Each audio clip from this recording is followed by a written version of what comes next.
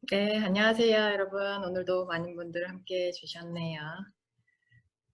오늘 인도문화원과 영상구청이 함께 진행하는 아유르베다 주간 특별 강좌 두 번째 시간인데요. 어제는 이제 나를 이해하는 객관적 지혜를 담은 철학이라는 아유르베다에 대한 기본적인 사항들을 오경아 선생님께서 말씀을 해주셨었는데, 오늘 그 두 번째 시간으로 삶을 지탱하는 세 가지라는 주제로 고경아 선생님께서 두 번째 강연을 진행해 주실 예정입니다. 아까 말씀하셨듯이 중간중간에 선생님께서 이제 궁금하신 점 질문 받으면서 강연 진행하실 거니까 화면 하단에 보시면 손들기 더보기에 손들기 기능이 있어요. 그래서 손들기를 해주시거나 아니면 채팅방에 남겨주시면 질문 저희가 받도록 하겠습니다. 선생님 강연 부탁드리겠습니다. 네, 감사합니다. 어제랑 조금 다르게 질문을 그때그때 좀 받으면서 갈 생각이고요. 주제가 여러 개로 나눠져 있기 때문에 한 주제 끝날 때마다 제가 여쭤보도록 하겠습니다. 혹시 질문이 있으신지. 그래서 손들기 하시고 질문하셔도 되고 아니면 채팅으로 남겨주시면 혹시 지나가도 뒤에서 다시 답변을 드릴 수 있도록 하겠습니다. 자, 오늘은 어제 이어서 어제는 조금 기본적인 아유르베다 자체에 대한 설명이었다면은 오늘은 아유르베다에서 굉장히 중요하게 다루는 컨셉이랄까 제공하고 있는 어제 했던 모든 내용들이 나에 대한 이야기였다면 그러면 이 나라는 사람을 구성하고 있는 것들이 무엇이 있는지 구체적으로 잡은 컨셉을 아유르베다적으로 어떻게 설명하고 있는지 이것에 대해서 수업을 이제 진행을 해보도록 하겠습니다. 이제 나를 지탱하는 세 가지 컨셉이 설명할 때 세 가지 기둥이 있다 이렇게 표현을 합니다. 세 가지 기둥. 이 부분 보시면은 이제 트라야 우파스탐바 해서 트라야가 숫자 3이라는 뜻이고 우파스탐바가 이런 기둥을 뜻하는 거예요. 그래서 보통 일반적으로 영어로 표현을 할 때 말 그대로 삶의 세 가지 기둥 그리고 삶을 살아가는 나 자신을 지탱해주는 세 가지 기둥이 있다. 그리고 이 컨셉을 좀 이해를 하시려면 기둥 위에 원판을 놓고 내가 서 있다 생각을 하시면 될 것 같고 한 가지 기둥이 무너지기 시작하면 다른 쪽에서 잡아주더라도 무너질 수밖에 없죠. 균형이 깨지게 되는 내가 그 위에서 어떻게 균형을 맞추고 살아가는가 이것에 대한 이야기를 이제 한 기둥 하는 데만도 이제 엄청나게 많은 양이 들어가 있기 때문에 조금은 소개를 해보는 시간이 될 거예요. 그리고 이제 내일이랑 모레 백두산 선생님이 이어서 가실 때 저희가 어제 이제 이야기를 나눴었는데 제가 수업한 거에서 조금 더 아유르베다 용어적인 것들과 디테일한 부분들을 결합해서 이어서 가실 거니까 오늘 개론적인 걸 좀 들어보시고 내일 모레 이어지는 거에서 그동안 들어보셨을 아유르베다에서 말하는 도샤, 체질 이런 이야기들이 내일이랑 모레 이어져서 나오게 될 겁니다. 자, 그리고요. 잠시만요. 제가 이거 케이블을 연결을 해야 될 것 같아요. 지금 랩톱을 잠시만요.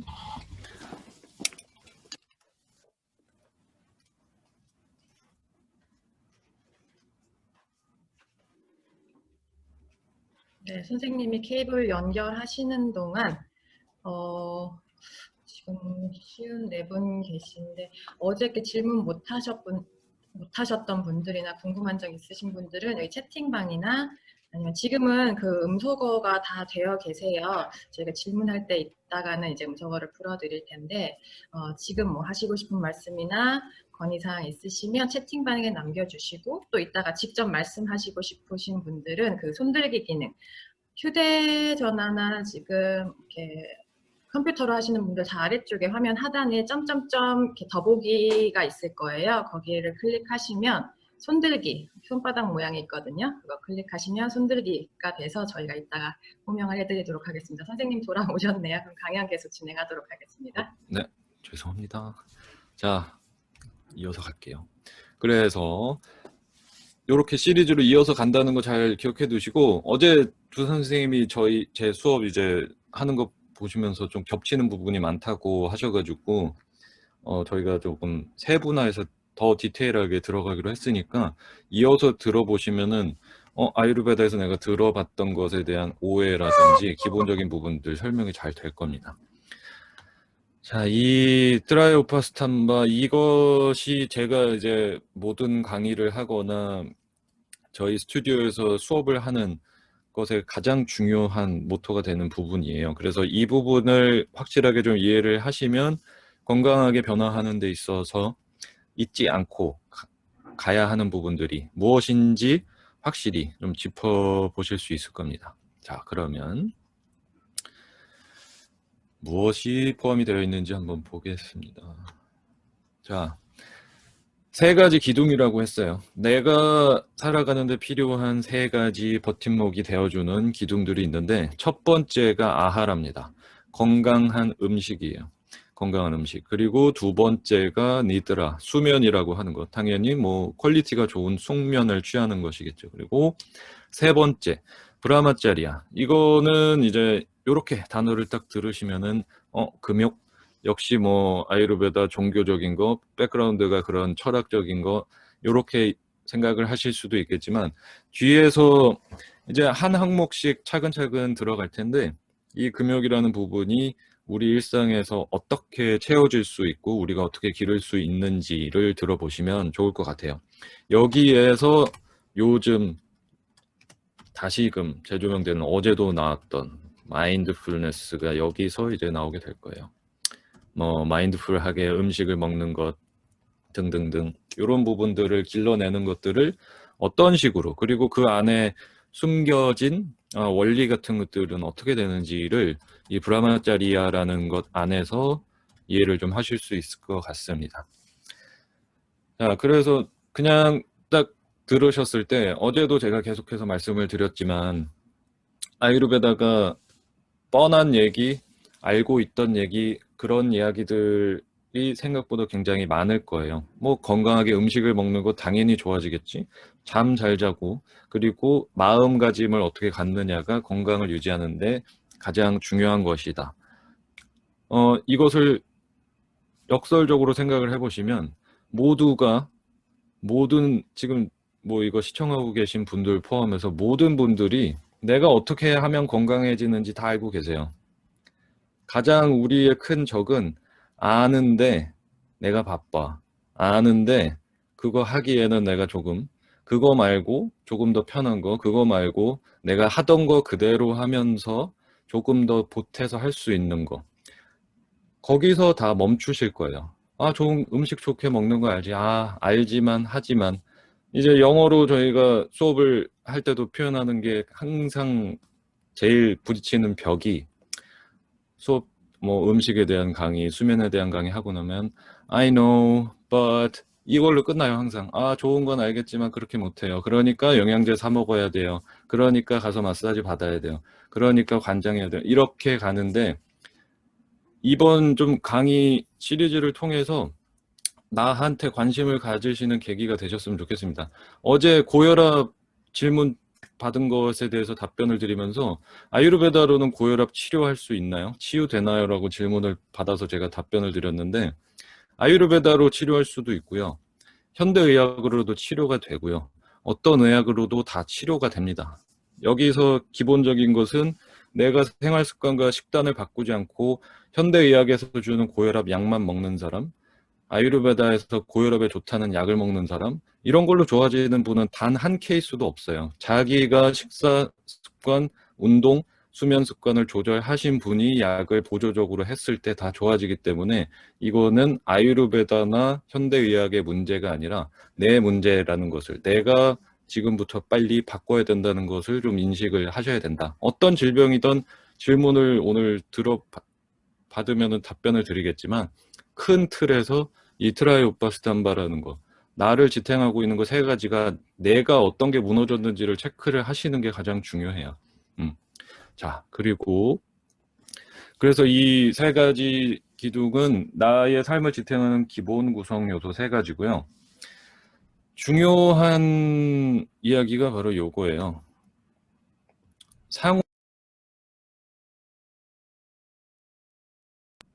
상호작용을 한다. 하지만 상호 보완되지 않는다. 이게 아까 처음에 말씀드린 것과 같아요. 기둥을 튼튼하게 세워놓고 있는데 한쪽 기둥이 낡아서 쓰러지기 시작했는데, 부러지기 시작했는데, 양쪽 옆에서 아무리 이 기둥을 더 튼튼하게 해준다고 하셔도 무너지는 것을 막을 수는 없어요. 하지만 서로 작용을 하고는 있습니다.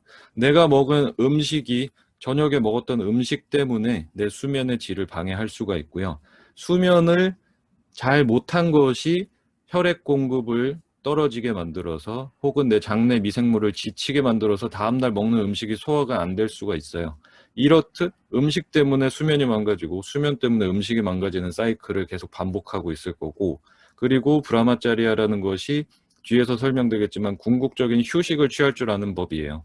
궁극적으로 휴식을 취할 줄 아는 법을 모르신다면 음식을 어떻게 조절을 해나가야 되는지 결단력도 판단력도 굉장히 떨어지게 되고, 수면을 위해서는 지금 2020년 현대인들은 숙면은 철저한 훈련의 결과입니다. 이제 누워서 머리 대면은 잠을 잘 잘 수 있는 시대는 끝났어요. 저희가 웰빙을 위해서는, 숙면을 위해서는 훈련을 안 하시는 분들은 절대로 숙면을 할 수가 없는 세상이 됐다고요. 블루라이트, 그리고 내가 먹는 약물들, 음식으로부터 들어오는 화학품들, 사용하는 뭐 생필품들, 샴푸, 비누, 뭐 향이 나는 제품들, 모든 것들로 인해서 계속해서 몸이 스트레스를 받고 있기 때문에 잠을 잘 자기 위해서 훈련을 안 하신다면 숙면을 할 수 있는 세상이 지나갔다.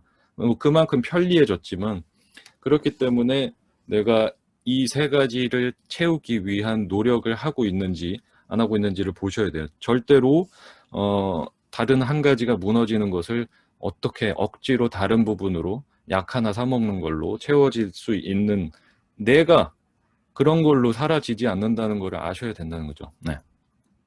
그리고 잘 아실 거예요. 뭐 보충제, 영양제, 뭐 보조적인 거 엄청나게 뭐 사 먹고 치료요법 같은 거 해보셔도 좋아지는 사람이 단 한 명도 없다는 것을 아셔야 돼요. 좋아지는 사람들의 배경에는 수면의 질을 높이거나 음식을 건강하게 개선을 하시거나 명상을 하던 운동을 하던 뭔가 변화가 있는 분들일 거예요. 그렇기 때문에 성공적으로 건강하게 유지를 할 수 있는 케이스에서는 이 세 가지가 절대로 빠질 수가 없다는 거. 네. 그리고 현재 지금 뭐 보고 계신 모든 분들이 스스로를 평가를 하실 때, 내가 지금 어떤 상태인지 평가를 하실 때, 지금까지의 내 아하라, 음식의 습관, 지금까지의 수면의 습관, 지금까지 브라마짜리의 습관을 보시면 이거를 이제 까르마라고 하는 거죠. 뭐 흔히 말해서 뭐 나쁜 까르마를 지었기 때문에 내가 이런 업 때문에 내가 지금 이렇게 힘들다. 이 까르마가 아유르베다에서 말하는 까르마 뭐 동일합니다. 까르마라는 것 자체가 뭐 업이 될 수도 있지만, 내가 행한 액션, 내가 행한 행위라는 뜻이, 네. 내가 행한 행위라는 뜻이기 때문에 지금 내 상태를 평가를 해보시려면 내가 지금까지 뭐 먹었지? 내가 지금까지 어떻게 잤지? 내가 지금까지 마음가짐을 어떻게 했는지를 보시면 되는 거죠. 이거는 의사가 해줄 수 있는 얘기도 아니고 스스로 평가를 충분히 하실 수 있는 부분입니다. 네. 그래서 이거를 어떻게 조금 내 삶을 지탱하고 있는 세 가지가 어떻게 이루어지고 있는지를 조금 오늘 가볍게 보도록 할게요. 여기까지는 뭐 질문이 아마 없으시죠? 있으시면은 지금 손들기나 채팅으로 한번 주시고요. 이제 하나씩 들어갈 거예요. 음식과 수면과 요 브라마짜리아라는 게 뭔지. 그러면 자, 요 위에 세 가지 내용을 정리를 해본 게 이제 바로 요거죠. 건강하게 먹는 거 되게 귀찮아 하는 분들도 많고, 돈 아깝다, 시간 아깝다, 그럴 시간 없다, 나는 그렇게 먹는 사람 아니다, 이렇게 생각하시는 분들 많을 텐데, 자기가 돈 쓰고 시간 쓰고 열심히 챙겨 먹은 음식은 어디 가지 않습니다. 그리고 부족한 잠은 다른 걸로 어떻게 채울 수 있는 방법도 없고요. 그러니까 음식이 망가지고 잠이 망가져서 커피로 어떻게든 정신을 깨워내고 이런 것들로 이어질 수가 없다는 것은 다들 잘 아실 거고, 브라마짜리아라는 것을 기르는 것이 이 삶의 균형을 잡아가는 첫 시작이 된다는 거. 지금 건강하게 먹고 건강하게 자고 건강한 생활 습관 갖는 거를 시간 아깝고 돈 아깝고 생각을 하신다면, 그 투자는 본전 찾기이기 때문에 늙어서 병원에, 약에, 수술에 돈이 그대로 다 들어가게 될 거예요. 그러니 차라리 나한테 건강한 방식으로 지금부터 시작하는 것이 훨씬 현명한 판단이지 않을까 싶습니다. 자, 그래서 첫 번째부터 가보도록 할게요.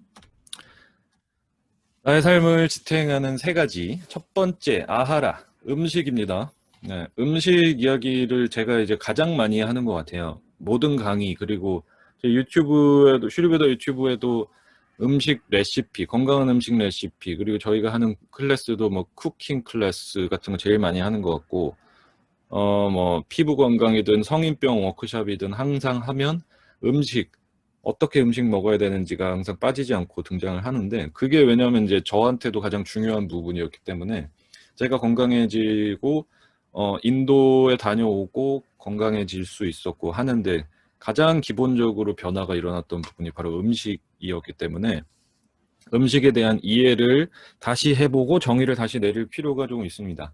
음식이란 무엇이냐? 경전에서 간단하게 이제 정리를 표현을 하면 라사 프라다나 드라비아라고 해서, 라사는 음식의 맛이에요. 맛. 그러니까 맛을 가진 물질이다. 당연한 얘기 같이 들리겠지만 맛이라는 것이 굉장히 중요한 부분이다.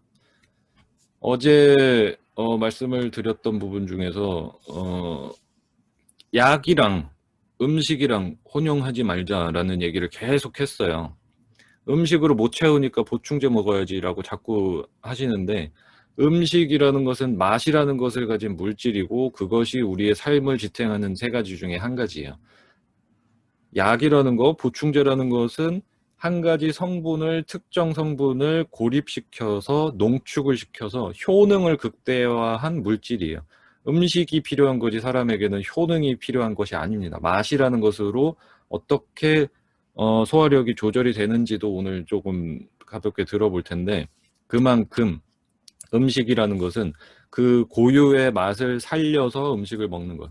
요즘에 가장 문제가 되고 있는 것들이, 지금 요즘에 쉽게 접하게 되는 음식들이 원재료의 향이 뭐였는지, 도대체 원재료가 가진 이름이나 형태가 뭐였는지도 모를 정제 가공이 엄청나게 되어서 딱 제품처럼 나온 것들을 달고 살게 된단 말이죠. 음식이라는 것은 각자 고유의 재료가 가진 향, 아로마라고 하는 거, 그리고 이것이 가진 고유의 맛을 살려서 보존시켜가면서 건강하게 먹는 것이 음식의 기본적인 베이스가 되셔야 돼요. 이것을 다 집어치우고 요거에는 단백질이 좋으니까 저기에는 비타민이 좋으니까 이런 식으로 정제 가공을 해가지고 이상한 물질을 만들어서 효능이 뛰어난 것을 자꾸 먹으시는데, 이런 걸로는 건강을 되찾는데, 건강을 유지하는데 전혀 도움이 되지가 않아요. 왜냐하면 세 가지 기둥은 약이 아니라 음식이 기본적으로 받쳐줘야 되기 때문에. 맛을 가진 드라비아라는 거. 그래서 어떤 선택을 해야 되냐? 뭘 먹으라는 소리냐? 요것에 대해서 답변을 해보자면, 저는 지금 가장 먼저 개선이 되어야 하는 것이 바로 이 부분이라고 생각을 해요. 이거죠. 수업 때 사람들을 만나면서 가장 많이 듣게 되는 이야기가 바로 이런 문제가 있다는 거. 건강해지고 싶은 분들이 건강을 위해서 뭔가 소비를 해야 된다는 인식이 너무나 강해요. 소비를 해서 건강해져야겠다.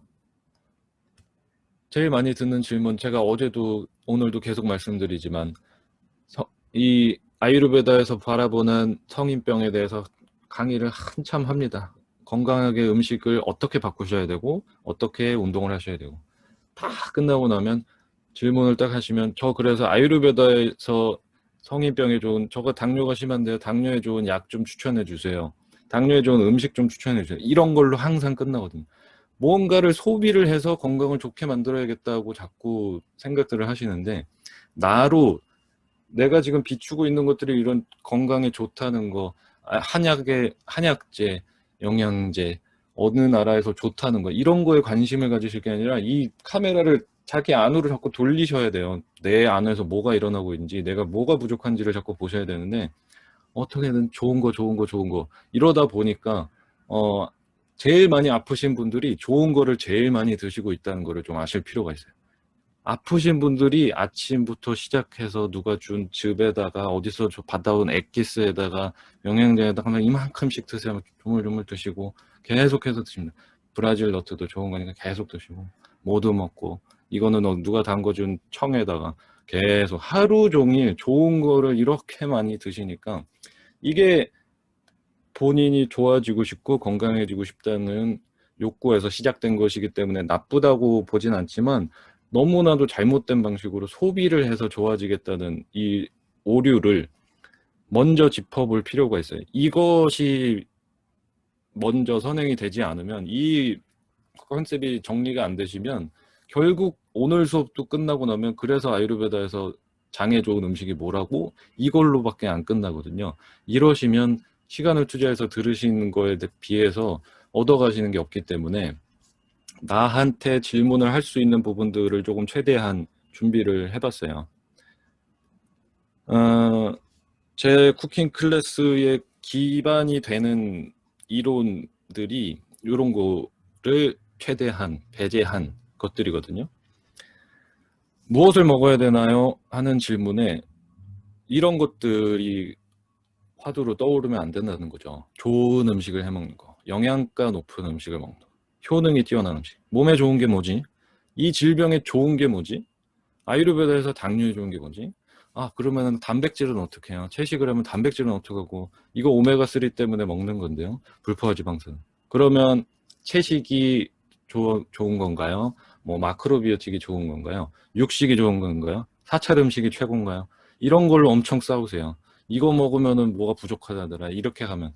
지금 이런 것들은 사람들에게 건강해질 수 있는 방식을 그들의 나름의 컨셉으로 제공을 한 것뿐이거든요.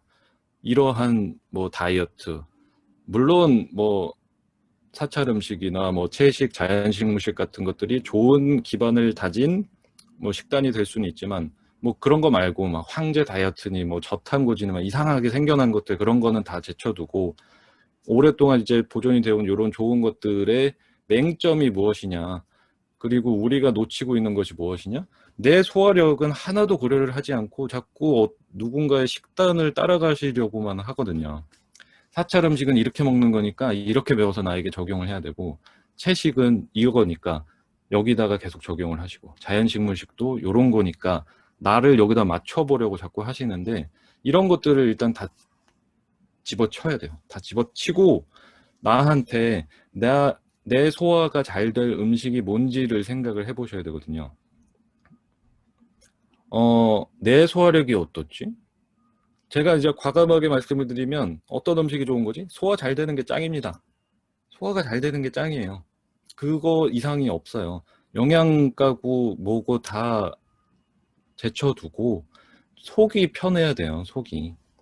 이게 이제 아유르베다에서 말하는 건강한 음식에 맛을 가진 물질을 가지고 소화하기 편하게 먹는 것이 건강한 음식을 먹는 거다. 이런 거를 좀 알아주셨으면 좋겠습니다. 그래서 이런 것들 가지고 막 싸워요. 채식이 좋은 건데 제가 아유르베다 그 의대를 졸업하고 이제 현대의학에서 하는 임상영양학을 채식 기반으로 배웠어요. 근데 이제 그거를 배웠더니 채식이 아니면 거의 죽음이다. 이런 식으로 교육이 되거든요. 고기, 육고기를 먹는 거, 동물성 식품을 먹는 것은 거의 죽음과 같은 컨셉으로 이제 가기 때문에 이제 그런 것을 또 단면적으로 딱 바라보게 되면 또 놓치게 되는 것들이 있죠. 나에게 부족한 것들이 생기게 되고. 그렇기 때문에 결론적으로 저도 이제 돌고 돌아서 여러 가지를 접해보고 뭐 사찰 음식도 배워보고 로푸드도 배워보고 뭐 마크로비오틱도 배워보고 다 배워봤는데 종합적으로 봤을 때 역시나 이런 이론적인 걸 제쳐두고 나한테 좋은 게 뭐지를 생각을 해보셔야 돼요. 저를 붙잡고 저한테 좋은 게 뭡니까? 하고 물으시면 제가 모르겠죠. 어떻게 드시는지 모르고 어떻게 살아오셨는지를 모르니 양반 어떻게 먹는지 알려다오. 이렇게 해서 될 수 있는 게 아니다. 물론 기본적인 가이드라인을 이제 오늘 조금 들어보시고 적용을 해보시면 되는데 스스로한테 물어보셔야 돼요. 어떻게 먹어왔는지. 자, 그래서 요거를 이제 정리를 해보면 건강을 이제 되찾는 일이라는 게 건강한 아이템을 소비하는 것에서 시작되는 게 아니라 나한테 필요할 때, 필요한 만큼, 필요한 것을 제대로 취할 줄 아는 것이 핵심이에요. 아유르베다의 핵심은 이 양반에게 지금 무엇이 필요하고 왜 이런 일이 일어났으며 얼만큼의 양을 어떤 형태로 줄 것인가 이것을 파악하도록 도와주는 게 아유르베다의 지혜예요. 아유르베다 경전의 지혜를 통해서 자기 스스로 소화력을 케어할 수 있게 판단할 수 있게 판단할 수 있게 해주고 그것을 스스로 취할 수 있게 해주는 것이 핵심이라는 거. 그렇습니다. 여기까지가 이제 뭐 어떻게 선택을 해야 하는가 정도였다면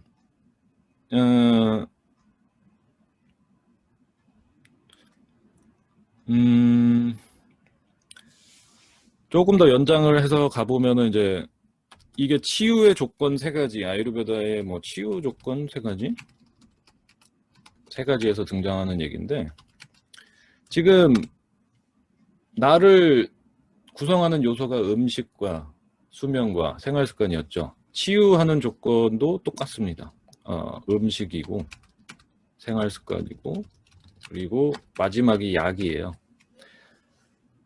환자가 아파서 병원을 찾으면 이 사람의 음식 습관을 개선을 해주고 그 다음에 생활 습관에 잘못된 거를 개선을 해주고 이러고도 안 되면 그때 약을 줍니다. 그러고도 안 되면 약을 주고 그러고도 안 되면 필요한 사람은 수술이나 정화치료를 가게 되고 그만큼 음식이라는 것이 굉장히 중요한 부분을 차지하고 있는데 여기서 아유르베다 의사들이 환자들에게 교육을 하거나 상담을 하는데 집중적으로 하는 것이 바로 요것을 찾아주는 일을 하는 거예요. 니다나. 니다나는 아유르베다 용어기도 하고 불교 용어랑도 같아요. 니다나라고 하는 것은 원인이란 뜻이에요. 원인. 뭐 사실 원인은 아니고 인연이란 뜻이에요. 원래가 인연. 그 왜 저 사람과 나의 인연 하는 그 인연이랑 똑같은 거거든요. 인연이라는 것이 연으로 인해서 인이 탄생하고 인으로 인해서 연이 일어나고 뭔 소리냐. 저 일이 있었기 때문에 이 일이 생겼다. 그래서 뭐 고타마 붓다가 깨달음을 얻었을 때는 이 니다나 인연의 연기법을 깨침으로써 뭐 해탈했다 이런 얘기가 있거든요. 결국에는 내가 지은 인연을 찾으라 이렇게 불교에서 얘기 많이 하는데 아유르베다에서도 너의 니다나를 찾아야 된다를 항상 얘기를 해요. 너가 무엇을 했고 무엇을 먹었고 무엇 때문에 아픈지 그 니다나를 찾는 것을 가장 중요하게 생각을 해요. 저도 이제 개인 상담을 해보면은 저는 제 체질이 알고 싶고 체질대로 먹는 거를 알고 싶어서 찾아왔다는 분들이 제일 많아요. 제일 많은데 저는 90%가 상담의 끝은 그런 체질이나 식단 짜드리는 걸로 하지 않고 질문만 해요. 질문만. 1시간 상담을 해서 계속 질문을 합니다. 질문을 하다 보면 스스로 답을 하고 계세요. 질문을 제가 뭐 물론 조금은 구체적으로 들어가서 이 사람이 내가 어떤 부분을 잘못 행하고 있는지 답을 할 수 있는 질문을 계속 드려요.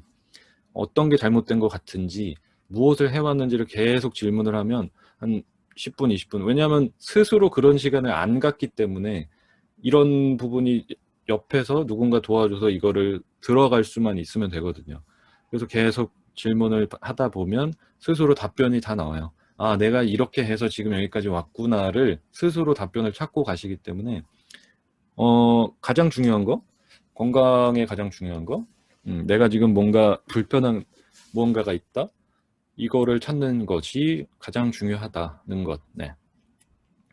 그래서 음식 파트를 조금 정리를 해보자면 바로 요건 거죠. 좋은 음식을 더하시는 거에 열중하지 마시고 그것에만 자꾸 열중을 하시니까 어떤 의학을 찾아도 자꾸 나아지지가 않는 거예요. 현대의학 가서 약을 달라. 내 병 치료에 약 내놔라. 약 먹고 안 좋아지니 한의사한테 가서 진맥을 받고 침을 맞고 고쳐내라. 안 고쳐지니 다른 사람을 찾고 다른 걸 찾고 계속 해보는 거죠. 그러니까 좋은 것을 더하는 것에만 자꾸 열중을 하시니까 원인이 되는 것을 빨리 차단을 하시고 되갚는 노력은 스스로 하시는 방법밖에 없어요. 의사가 해주는 일이 아니기 때문에. 그러니까 내 질병이나 뭐 증상이 좋다는 것을 자꾸만 더하는 것은 그만하시고 무엇을 덜 먹어야 되는지 무엇을 하지 말아야 되는지에 좀 귀를 기울이셨으면 좋겠어요. 야 이거 좋은 거다 하고 먹어보라는 사람보다는 그거 안 좋은 거니까 하지 마 이런 얘기에 더 귀를 기울이셨으면 좋겠습니다. 뭐 가장 많이 드는 생각은 그걸 거예요. 아니 쟤도 먹는데 쟤들은 다 저러고 사는데 왜 나만 그래? 이렇게 생각을 하실 겁니다. 모두가 다르고 체질도 다르고 그렇게 비교를 하시면 먹는 것만 비교를 하셔서 그래요. 쟤도 먹는데 왜 나는 이래? 저 사람과 내가 여태까지 살아오면서 식습관, 생활습관, 마음가짐 다 똑같았을까요? 엄청나게 달랐을 거예요. 그렇기 때문에 이 쌓여온 것이 지금에 와서 보자면은 왜 나는 이렇게 유별날까? 왜 나는 다 힘들까? 이렇게 생각하시겠지만 굉장히 다른 길을 가지고 왔다는 것도 좀 생각을 해보실 필요가 있어요. 그래서 부지, 더하기는 그만하시고 빼기를 잘 할 생각을 하시면 돼요. 그리고 빼기를 하시려면 받아들이는 것부터 하셔야 되거든요. 빼기를 적극적으로 권해드려도 실질적으로 실천이 되시는 분들이 많지는 않아요. 왜냐하면 그것이 빠지면 내 삶이 불편해지기 때문에 불편을 감수하는 것을 준비가 되셨으면 그때 시작을 하시는 것이 좋다. 그리고 가장 문제는 그런 불편을 감수할 준비가 안 되신 이유가 우선순위에서 내가 밀려나서 그런 거예요. 우선순위에서 내 가족, 내 자식 혹은 내 부모 아니면 내 커리어 아니면은 무언가 내가 돈을 벌어야 되고 명예를 쌓아야 되고 무언가 우선순위에서 내가 한참 밀려있기 때문에 날 위해서 이걸 할 시간이나 돈이나 여유가 없는 거죠. 근데 이런 우선순위가 뒤집어지는 경우가 생기죠. 큰 병이 걸리신 분들 아무리 바빠도 아무리 문제가 많아도 음식을 철저하게 챙겨 먹고 운동을 하고 이러시는 분들은 이 우선순위가 뒤집어지기 때문이에요. 지금 이렇게 하지 않으면 큰일 나시는 분들 이러신 분들은 내가 지금 중요하기 때문에 우선순위가 이렇게 올라온 거니까 우리는 바빠서도 아니고 돈이 없어서도 아니고 시간이 없어서도 아니에요. 내가 그것에 대한 중요성을 전혀 받아들이지 않고 있다는 것이기 때문에 그것이 자꾸만 소비하려는 패턴으로 가시고 있다는 것을 빨리 받아들일 필요가 있습니다. 이게 이제 음식에 대한 접근을 하실 때 가장 중요한 거예요. 어디 가서 음식을 배우시더라도 내 마인드 세팅 자체가 이렇게 되어 있지 않으면 어떤 것을 배워도 큰 의미가 없다고 봐요, 저는. 하지만 반대로 내가 우선순위에 가장 올라와 있고 이런 것들을 귀 기울일 준비가 되셨으면 아유르베다를 굳이 찾지 않으셔도 요가를 통해서도 뭐 다른 철학을 통해서 충분히 변화하실 수가 있습니다. 예. 이게 음식 요리를 하는 것에 대한 좀 이야기인데요. 뇌 가소성을 활성화하는 가장 좋은 방법? 뇌 가소성이 뭘까? 뇌 가소성을 이제 이거는 현대의학적인 접근인데요. 뉴로플라스티시티라 그래서 내 스스로 자정을 할 수 있는 능력을 얘기해요. 스스로 뭐 힐링, 자정할 수 있는 능력? 이게 모두가 갖고 있는 거예요. 저도 갖고 있고 지금 보고 계신 모든 분들이 스스로 힐링을 할 수 있는 능력을 가지고 있습니다. 이것에 필요한 것이 무엇이냐? 바로 어제 이제 기억을 하신다면 감각기관이 우리 나를 구성하는 데 있어서 굉장히 중요한 역할을 한다. 어제도 질병의 원인 중에서도 그 감각기관의 역할이 굉장히 컸잖아요. 이 뉴로플라스티시티를 활발하게 만들어주면 몸에서 스스로 자정작용이 일어나는데, 그것에 필요한 것이 감각기관을 새로운 감각 대상, 건강한 감각 대상에 노출을 시키는 것을 하셔야 돼요. 무슨 소리인지. 눈으로 보는 게 새로워져야 되고, 느끼고 코로 냄새 맡고 귀로 듣고 맛보는 게 건강하게 새롭게 바뀌는 무언가가 필요하다는 거죠. 이거를 조금 쉽게 풀이를 해드리면, 내가 지금 상태에서 정화가 일어나지 않는 이유가 굉장히 익숙한 환경에 있기 때문에 눈으로 보는 것도 항상 익숙하고, 우리가 어제 뭐 눈이 병드는 거, 블루라이트를 계속해서 보는 거, 내가 싫어하는 집안 사람을 계속 쳐다보고 있는 거 등등등 뭐 이런 것들이 있었잖아요. 직장 상사를 볼 때마다 화가 난다든지, 그리고 만지는 것도 전부 다 컴퓨터 자판 아니면 핸드폰 이 정도일 거라고요. 냄새를 맡는 것들도 그냥 도심 속에서 살면서 느껴지는 것들, 뭐 귀로 듣는 것도 전부 다 소음일 테고, TV 소리, 핸드폰 소리, 소음 정도밖에 없을 테고, 그러다 보니까 이 뇌가소성이라는 것이 활발하게 일어날 이 필요가 없어진 거죠. 그러니까 스스로 자정을 할 필요가 없어진 컨디션에 있게 되는데, 요것을 활발하게 깨워주는 것이 바로 오감을 건강한 자극에 확 노출을 시키는 건데, 이게 가장 쉽게 되는 게 바로 요리를 하시면 돼요. 요리를. 이것을 한 번에 채울 수 있는 행위가 별로 없거든요.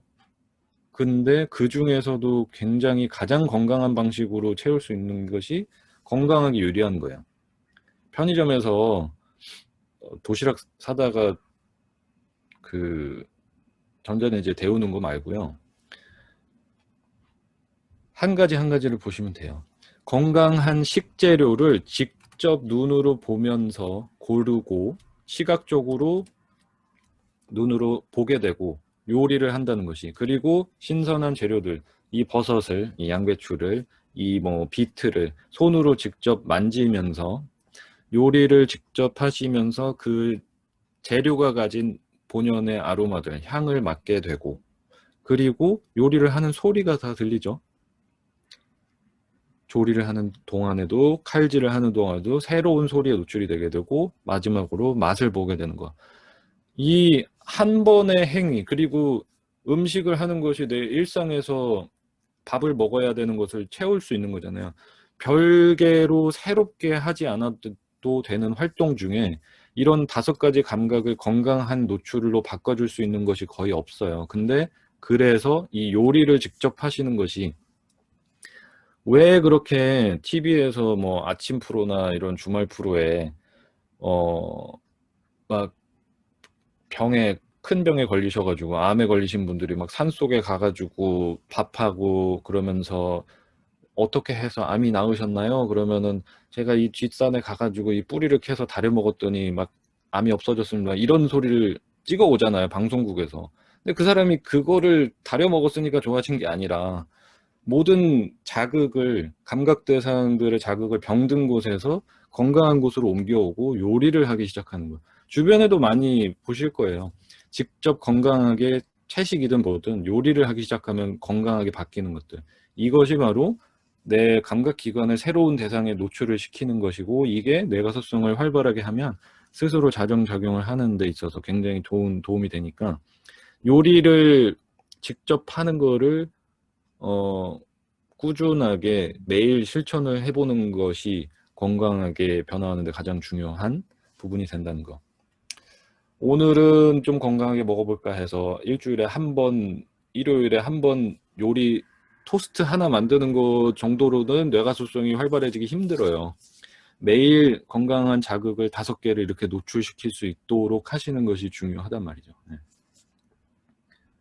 자, 그렇게가 이제 음식에 대한 이야기인데, 요게 이제 그런 거 말고 쉬운 거 내놔 이렇게 하실 분들을 대비해서 올바른 식습관 가이드 가겠습니다.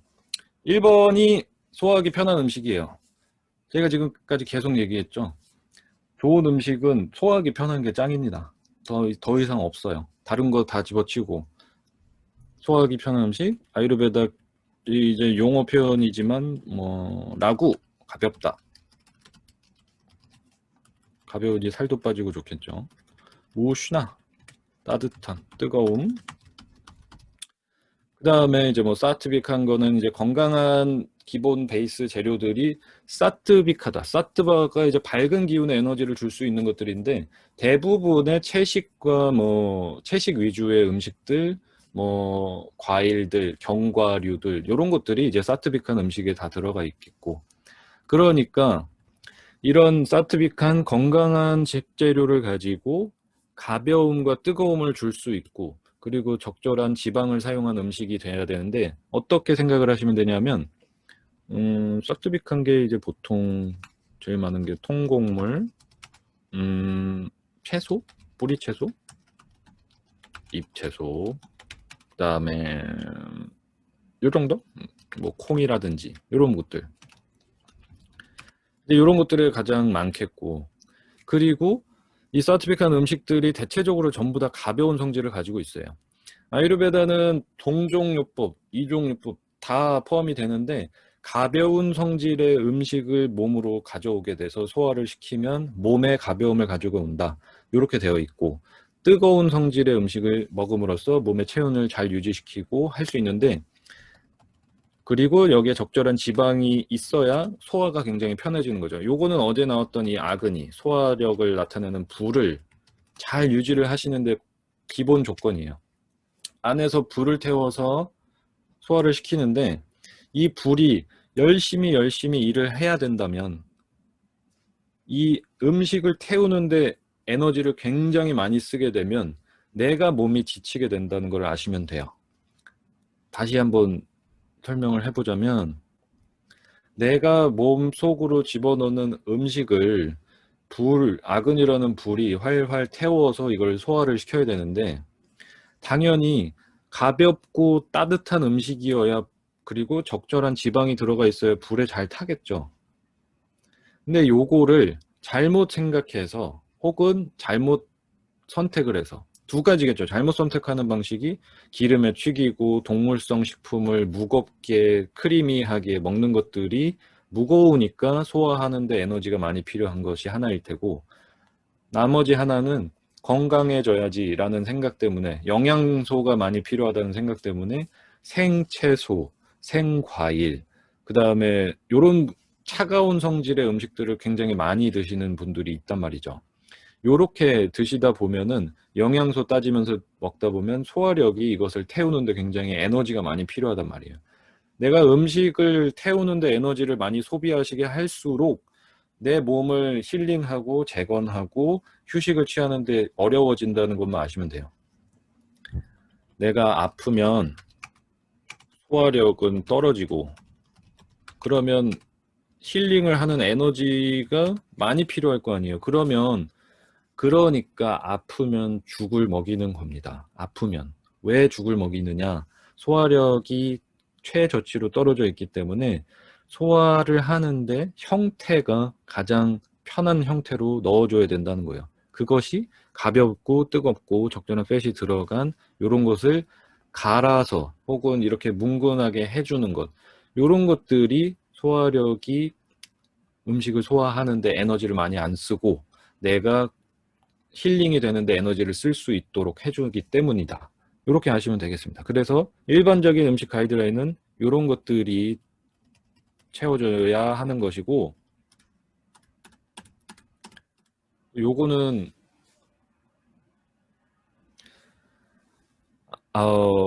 너무 당연한데, 그리고 제일 중요한데 아무도 안 하시는 바로 요겁니다. 배가 고프지 않으면 먹지 않아야 되고요. 목이 마르지 않으면 먹지 않아야 돼요. 이것의 문제도 이제 소비죠. 어디 갔더니 이거 좋은 거라고 그러고, 내가 배가 안 고픈데 친구들이 맛있는 거 먹고 있고, 몸에 좋은 거니까 식사 중간에 차 한 잔 마시고, 식사 중간에 하루경과 견과류는 또 좋은 거니까 또 조금 먹고, 누가 사온 떡이니까 조금 먹어야 되고. 배가 고프지 않으면 먹지 않아야 하는 것이 소화력 다지는데 1번이고요. 의사를 찾아갈 필요도 없어요. 내가 고치고 싶으면 이 두 가지를 고쳐도 소화력이나 질병들의 7, 80%는 엄청나게 호전이 되는데 아무도 이걸 지키지 않으시거든요.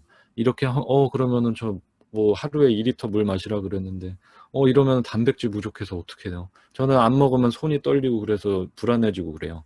그것이 바로 독성 배고픔에 쪄들어서 몸이 굉장히 병든 상태일 때 나타나는 것들입니다. 이제 쉬지 않고 먹고 마시기 때문에 몸에서 작용이 일어날 수 있는 시간 자체가 없거든요.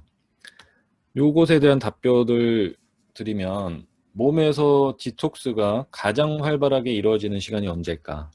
몸에서 디톡스를 하고 정화를 하고 티슈 조직들을 재건을 하는 가장 활발하게 이루어지는 시간이 언젠가? 잘 때랑 안 먹을 때예요. 잘 때랑 안 먹을 때. 근데 요 시간을 현대인들의 뭐 80% 정도가 이 스스로 디톡스를 일어나는 시간에 몸을 전혀 두지 않는다고 해요. 전혀. 이 사람이 태어나서 죽을 때까지 이 디톡스 스스로 작용을 할 수 있는 시간에 전혀 두지 않고 병들어서 죽는다. 이렇게까지 얘기를 하더라고요. 요것을 현대적인 표현으로 조금 해석을 해드리면 우리 몸에서 일어나고 있는 작용은 요 두 가지다. 음식을 먹을 때. 동화작용은요, 뭔가를 뭉치고 있을 때, 뭉치는. 그리고 이화작용은 뭔가를 분해시킬 때, 흡수, 소화. 그러니까 음식을 먹게 되면 당 수치가 쭉 올라가면서 음식을 막 처리를 하고 있거든요. 이 순간 모든 정화작용은 스톱.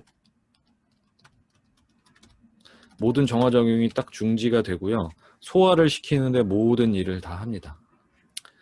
그리고 소화가 다 끝나고 나면 바로 비로소 이제 이화작용에 들어가게 되면 정화가 시작이 돼요.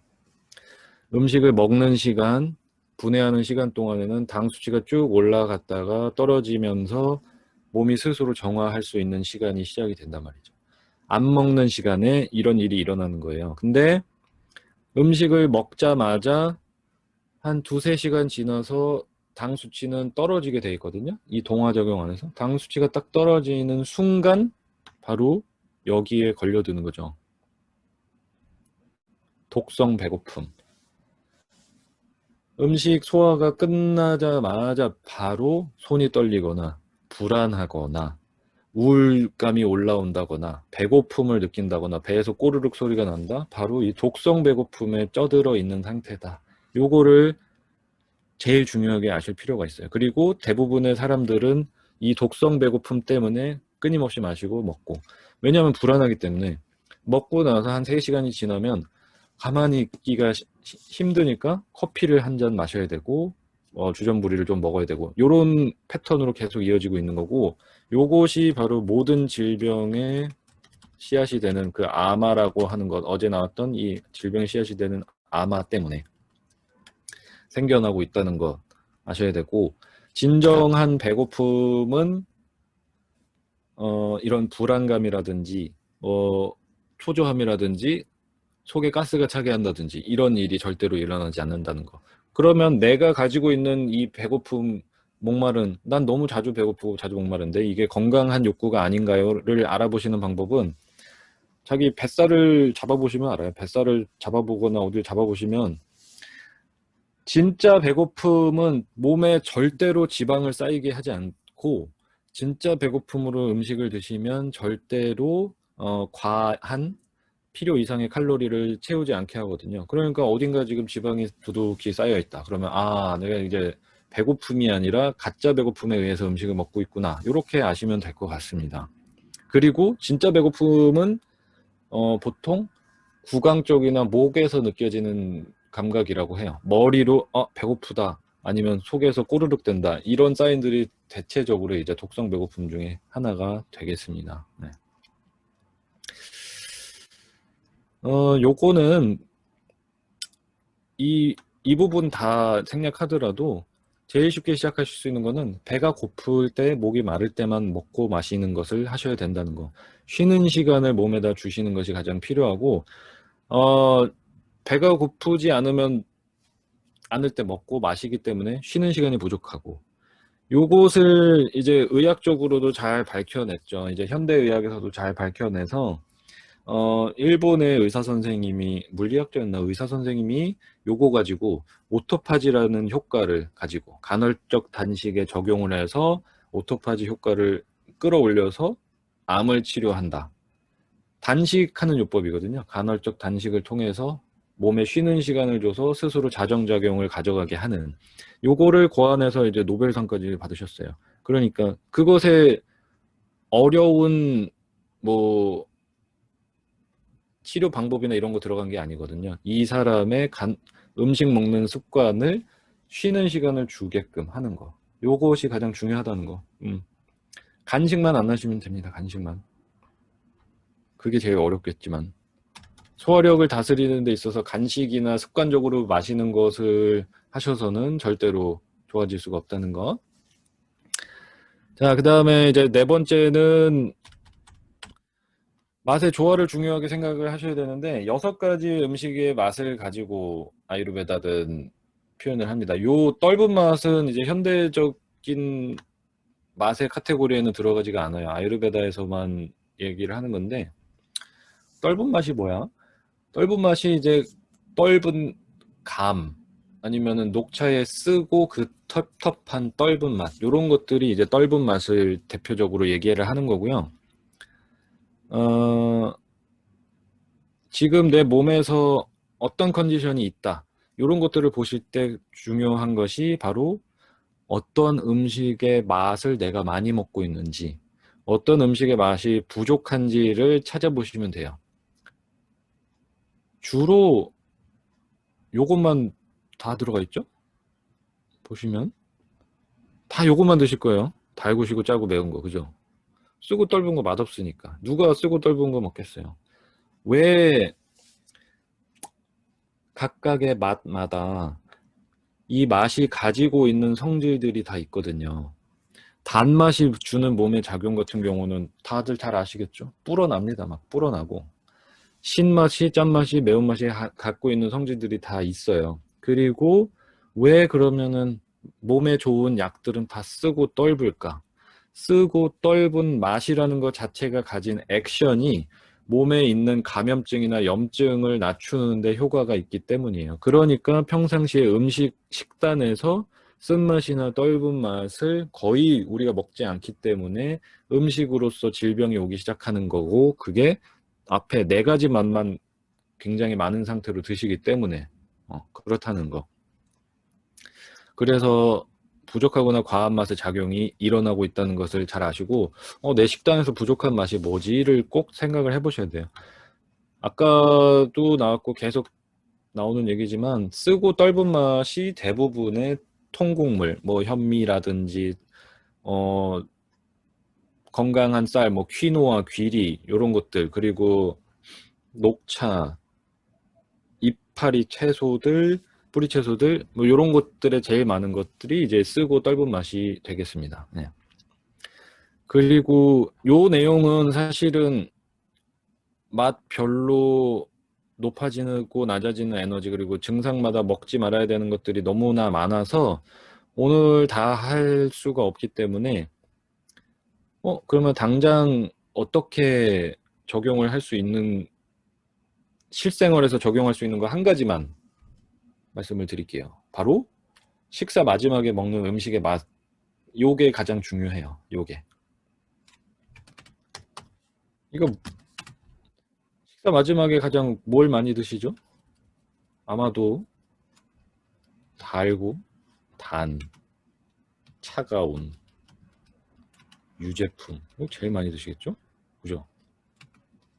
아이스크림, 케이크, 단 거, 막 요런 거. 그죠?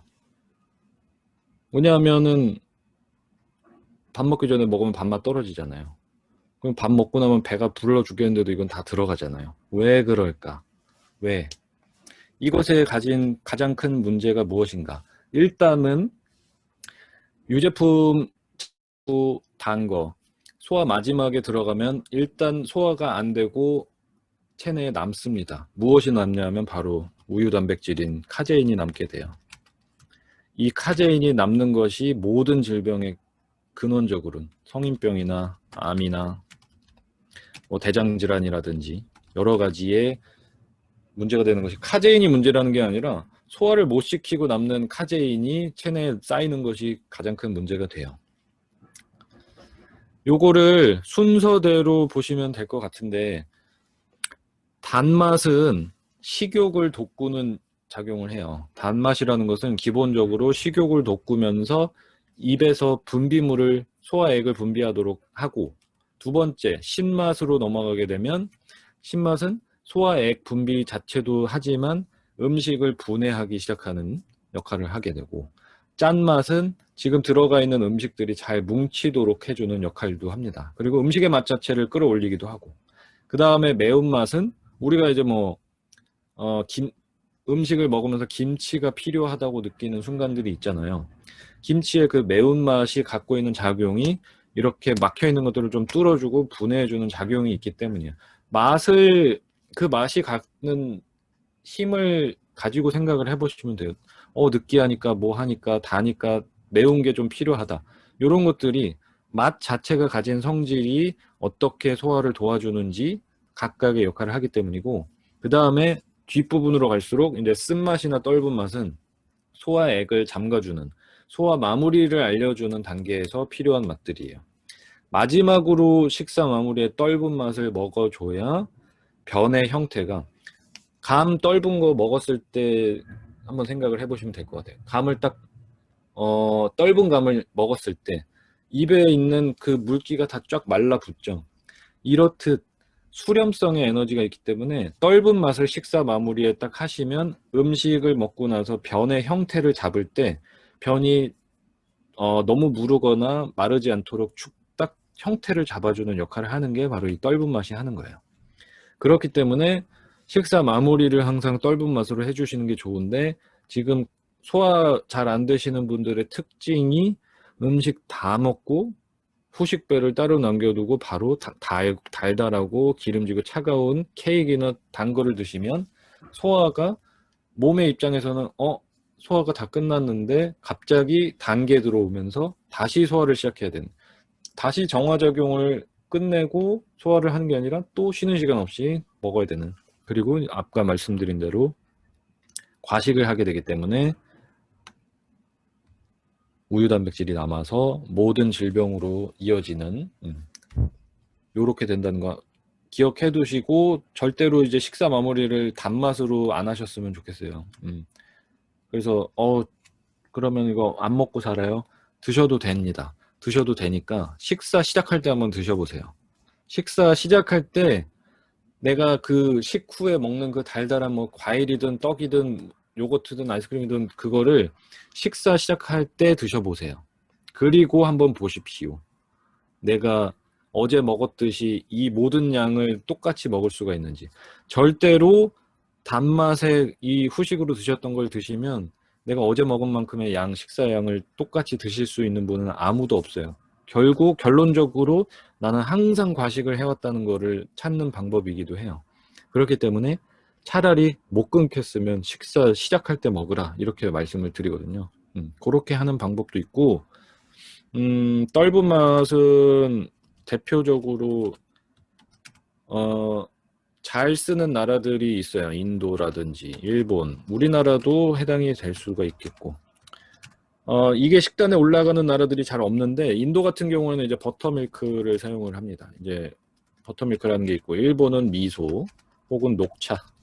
우리나라로 가져오면은 이거는 동치미나 뭐 김치 국물 뭐 이런 거를 생각하시면 돼요. 이것에 그 이 안에 가장 중요한 요소가 바로 유산균이고 떫은 맛이에요. 지금 보시면 식사 마무리에 인도 식당을 뭐 가보셨거나 인도 가보신 분들은 아시겠지만 그 식사 마무리에 이렇게 허연 요거트 맛 나는 이상한 물 같은 걸 주는데 그게 이제 나시랑 달라요. 나시는 소화가 더 안 되는 거고 이제 버터밀크라는 거는 요거트를 물에다가 갈아가지고 만드는 건데 요것이 유산균이 풍부하고 떫은 맛이 있기 때문에 식사 마무리에 드시면 변 형태가 굉장히 잘 잡혀서 쾌변을 하게 되고 일본은 식사 마무리를 미소로 하거나 된장국으로 맞거나 이제 녹차를 마시죠. 이런 것들이 소화를 최종적으로 굉장히 잘 만들어주는 역할을 굉장히 과학적인 요리예요.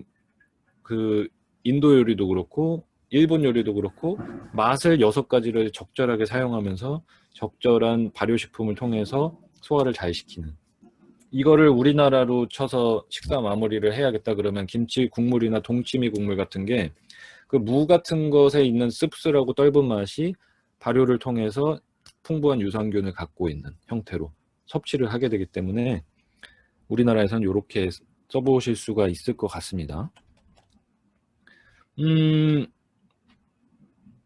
그리고 잘못된 음식의 조합이나 조리법을 피해야 된다는 거. 5번째, 일반적인 뭐 음식 가이드라인, 꿀의 성질, 꿀은 절대로 뜨겁게 드시면 안 된다는 거. 이게 제일 많이 잘못하고 있는 거죠. 술 드시고 다음날 속이 쓰리니까 꿀물을 따뜻하게 타가지고 드시는 거. 꿀에다가 꿀을 따뜻하게 드시면 바로 뜨겁게 바로 풀같이 변해요. 독성. 그러니까 술을 거하게 드시고 속은 다 망가졌는데 이제 거하게 또 이제 독성의 풀을 이렇게 드신 거나 마찬가지다. 꿀은 경전의 표현으로는 열이 나는 사람에게도 먹지 말라 할 정도로 열에 약해요. 취약해요. 그 정도로 열의 변형이 잘 되기 때문에 내가 설탕 쓰기 싫어가지고 요리할 때 꿀을 넣었었어요. 저는 건강을 잘 챙기는 사람이라서. 여태까지 굉장히 잘못하신 거예요. 설탕을 쓰는 게 낫지 차라리 꿀을 뜨겁게 드시거나 뜨거운 물에 타시거나 뭐 청을 해서 차 마시는데 뜨겁게 드신다. 절대로 해서는 안 되는 것 중에 하나예요. 네. 자, 그리고 요것도 제일 많이 이제 실수하시는 부분일 텐데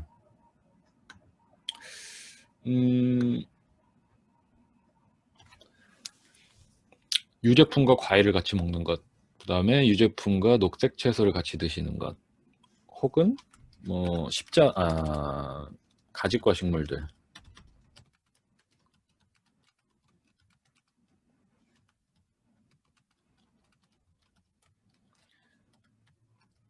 자, 유제품이 뭐가 있겠습니까? 우유, 치즈, 요거트, 크림.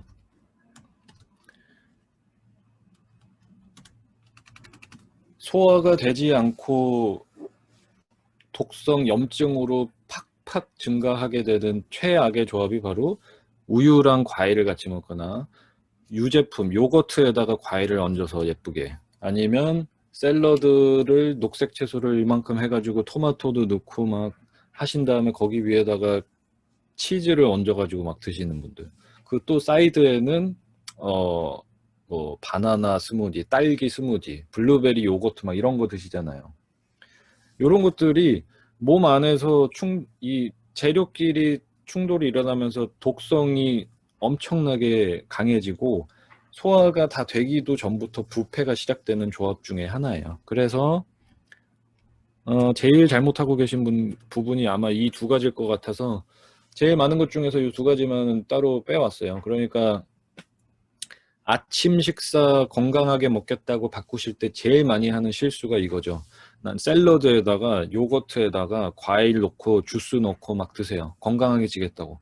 소화가 전혀 될 수가 없는 최악의 조합으로 드시고 있다는 거. 절대로 하지 말아야 될 조합 중에 하나입니다. 그 다음에 뭐 전기 제품의 사용이나 이런 거 같은 경우는 전기 제품 같은 경우에는 뭐 전기로 돌아가는 뭐 인덕션이나 가스 전자레인지나 전기 오븐 같은 게 음식의 성질 자체를 굉장히 드라이하게 만들어요. 그러니까 원래 가지고 있는 영양분들을 굉장히 드라이하게 말리는 일을 하기 때문에 저희 주방 그 쿠킹 클래스 하는 키친에도 전기 제품을 오븐도 가스 오븐으로 쓰고 인덕션도 쓰지 않고 하고 있거든요. 그래서 전기 제품으로 사용하시는 거는 좀 피해 보실 필요가 있고, 뭐 조리 도구에 대한 얘기는 오늘 뭐 이게 좀 길어질 것 같아서 하지는 않을 텐데, 뭐 코팅된 팬에서 가스가 배출되는 거는 웬만한 분들은 다 아실 테고, 그 요리 재료를 좋은 거를 사셔도 코팅된 테팔 코팅된 팬에다가 마트에서 산 3,000원짜리 실리콘 주걱으로 막 쏘신다면 여기서 화학품이 그냥 쭉쭉 나오고 있다는 걸 아시면 돼요. 이럴 거면 유기농 식재료 버리는 거나 다름없다. 그러니까 코팅되지 않은 팬에다가 코팅되지 않은 좋은 조리 도구를 조리를 하시는 것이 중요하다. 이거는 많은 분들이 제일 많이 놓치고 있는 거예요. 아, 그거 눌러붙어서 어떻게 그래요? 이거는 뭐 편하면서 건강한 길은 없는 것 같아요. 네. 자, 여기까지가 이제 음식인데 저희가 오늘 시간이 아마 수면이나 요 부분은 못할 것 같은데 요거는 두산 선생님께 부족한 부분 더 하실 수 있게 한번 말씀을 드려보겠습니다. 그리고 이제 음식에 대해서 생각하실 때 마지막으로 이제 뭐 효능이 뛰어날수록 몸에 가해지는 임팩트가 크다. 요거를 잘 아시면 좋을 것 같아요. 음식으로 채우지 못하는 것을 약으로도 못 채운다는 거. 다시 한번 복습처럼 얘기를 하면 삶의 구성 요소는 음식이고 수면이고 생활습관이에요. 영양제에다가 수면제 먹고 치맥 먹는 게 삶의 구성 요소가 아니라 건강한 음식과 수면과 생활습관이어야 된다는 거. 그래서 한마디로 정리를 하면요. 건강한 식재료를 사서 올바르게 조리를 하시고 배고플 때 적당한 양을 채식 위주로 먹는 것이 가장 중요한 가이드라인이 되겠습니다. 그리고 식재료를 사라고 말씀을 드리면 토마토가 식재료고요. 양배추가 식재료고 무가 식재료고 현미가 식재료예요. 장을 보실 때 어디서 장을 보시는지 좀 잘 보세요. 내가 장 보러 가면 슈퍼마켓에 마트에 가장자리에서 장을 보는 사람인지 가운데 쪽에서 장을 보는 사람인지 보셔야 돼요. 가운데 쪽에서 장 보시는 분들은 잘못하고 계신 겁니다. 모든 상하는 신선식품들은 바깥으로 다 빠져 있어요. 여기 쪽에 우유도 있고 채소도 있고 과일도 있고 다 있습니다. 가운데 가시면 보관 상하지 않는 가공식품들이 가운데 쪽으로 다 가 있어요. 그래서 쇼핑을 하실 때는 사이드 쪽으로만 돌으셔서 식재료를 사서 하시도록. 자, 여기까지가 음식입니다. 이거 질문을 받아보고 수면은 아주 가볍게 하고 넘어가야 되겠는데요. 질문 들어온 게 있었나요, 혹시? 잠깐만요.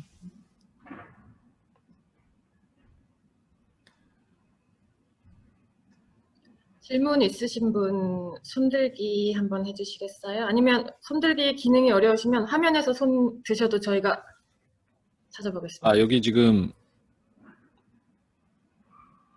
채팅으로 조금 네, 채팅으로. 주시기도 했는데, 네, 네. 심은영님 손 드셨어요.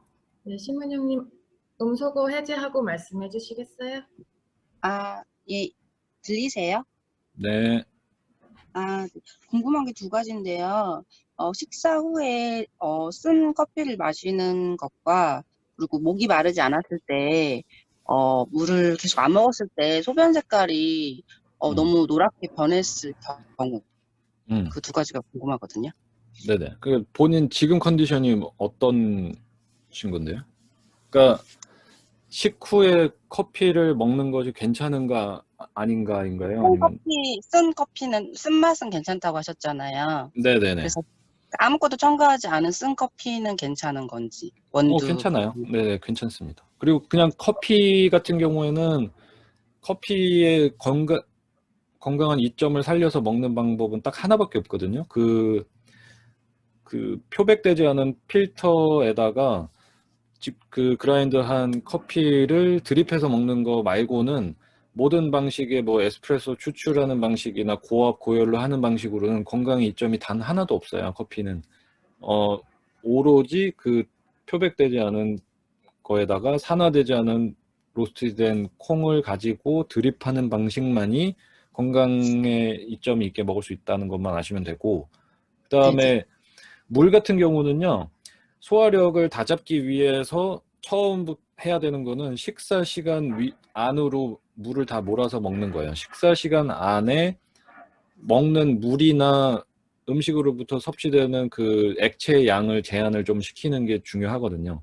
우선적으로 소화력을 잡아놓고 그 다음에 식간에 목마른 경우에는 따뜻한 물을 한 모금 정도 이렇게 먹어서 그냥 입에서 목마름만 가실 수 있도록 해주는 게 가장 중요하고, 소변 색깔은 식사 시간에 딱 철저하게 먹고 마시고 하는 거를 습관화하기 시작하면 조금씩 개선이 돼요. 그리고 중간에 목마를 때는 아까 말한 것처럼 입만 축인다는 생각으로 하시고, 이게 먼저 우선적으로 돼야 하는 부분인데, 본인이 뭐 소화 식습관도 철저하고 건강하게 드시고 있는데 소변 색깔이 노랗다. 그러면 역시 이런 경우에도 따뜻한 물을 드시는 게 훨씬 좋아요. 따뜻한 물을 한 모금씩 먹고 좀 참아봤다가, 왜냐하면 가짜 배고픔이랑 같이 생기는 게 가짜 목마름이 생기기 때문이에요. 습관적으로 마시는 분들은 입에서 몸에서 물이 필요하지 않은데도 필요하게 만드는 이런 게 있기 때문에 일단은 철저하게 습관을 잡아보는 게 중요합니다. 네, 감사합니다. 네. 네, 또 손들기 하실 분 계실까요? 꿀에 대한 질문이 굉장히 많네요. 꿀은 어떻게 먹는 게 좋은가요? 꿀은 차갑게 먹으면 되는 건가요? 예를 들면 냉수에 타 먹는 게 맞는 건지요? 그리고 선생님은 꿀을 언제 드시는지, 꿀차를 먹지 않더라도 보통 따뜻한 피자나 구운 가래떡과 자주 먹는 것 같아요. 선생님은 언제 꿀을 드시는지 궁금합니다. 제일 많이 먹는 게요, 아침에 오트밀 같은 거 먹을 때 오트밀 위에다가 한 스푼 먹거나, 아니면은 저희 샐러드 만들면은 드레싱으로 항상 꿀을 써요. 샐러드를 만들어서 뭐 뿌리 채소랑 이파리 채소 같은 걸 같이 넣고 꿀이랑 올리브 오일이랑 레몬즙이랑 소금으로 드레싱을 해서 제일 많이 먹거든요. 네, 그렇게가 제일 많이 먹는 것 같습니다. 그리고 한 가지 알아두셔야 될 점은 시중에 있는 꿀이 거의 다가 가짜거든요. 거의 다가 이제 설탕이기 때문에, 한 가지 희소식이라면 여태까지 그 뜨겁게 먹었던 꿀이 사실은 설탕이었다, 이렇게 생각을 해도 될 정도로, 꿀은 기본적으로 unheated라고 써 있는 꿀들이 있기는 있어요. 가열하지 않았습니다, 혹은 unfiltered라 그래서 거르지 않았습니다라고 한 꿀들이 있어요. 그렇게 꿀을 만드는 분들이 꿀을 가열하면은 독성으로 변한다는 것을 알고 만드는 사람들이기 때문에 뭐 그렇게 해보시면 될 것 같습니다. 그리고 뜨거운 것에다가 넣으시면은 이제 성질이 바뀌기 때문에 심지어는 꿀을 먹은 다음에 한 2, 30분 정도는 뜨거운 음식도 먹지 않게 하거든요. 그래서 꿀을 뜨거운 거랑 먹지 않고 이렇게 드레싱으로 먹거나 오트밀 같은 데 얹어서 드시는 게 제일 좋을 것 같습니다. 그럼 안윤희 님이 생강차를 먹을 때 레몬을 섞어 먹는 건 어떤가요? 뜨겁게 먹는 생강차와 레몬의 조합. 좋습니다. 좋아요. 꿀만 안 넣으시면. 자, 그러면은 통합되지 않은 카제인이 네, 문제를 있는데 유제품은 어떻게 먹는 게 가장 좋을까요? 잠시만요.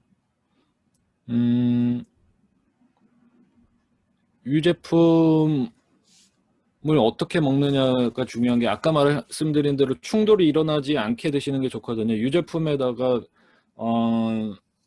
그 신맛이 나는 과일이라든지 그 토마토라든지 이렇게 서로 충돌이 크게 일어나는 것들을 같은 식단 안에서 먹는 거를 최대한 배제를 하시고 양만 과하지 않게 유제품을 드시면 적절하게만 드시면은 내 소화력 안에서 그게 다 태워지고 없어질 거예요. 그러니까 카제인이 잘못이 있다는 게 아니죠. 카제인이 잘못이 있는 게 아니라 그것을 남게 먹는 습관이 잘못이 있다는 거니까 충돌이 일어나지 않게 양을 조절해서 드시면은 괜찮습니다. 그리고 유제품 중에서도 기버터 같은 경우가 카제인이 거의 제거가 된 순수 지방이라고 보시면 돼요. 그래서 유제품임에도 그 카제인이 거의 없으면서 요리하는데 건강하게 쓸 수 있는 게 바로 기버터예요. 네.